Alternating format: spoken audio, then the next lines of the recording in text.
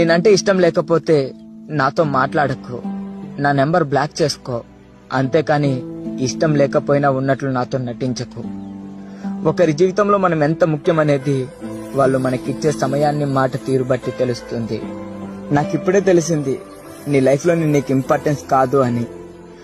మొత్తానికి ఒకటి నిర్ణయించుకున్నా, బిజీగా ఉన్న వ్యక్తులను డిస్టర్బ్ చేయకూడదు అని. ఎందుకంటే వాళ్ళు ఇంకొకరితో హ్యాపీగా ఉన్నారు, నాతో కాదు.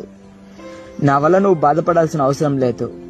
తెలియక నీ జీవితంలోకి వచ్చాను, ఎలా వచ్చానో అలాగే తిరిగి వెళ్ళిపోతా. నువ్వు ఎక్కడున్నా సంతోషంగా ఉండు. నా లైఫ్లో నమ్మక నేను నమ్మాను, నమ్మి ప్రేమించాను. కానీ నువ్వు చివరికి ఏం చేసావు అంటే జీవితంలో ఇంకెవ్వరిని నమ్మకూడదు అనే గుణపాఠాన్ని నాకు నేర్పించావు. థ్యాంక్ యూ నా లైఫ్లోకి వచ్చి వెళ్ళిపోతున్నందుకు.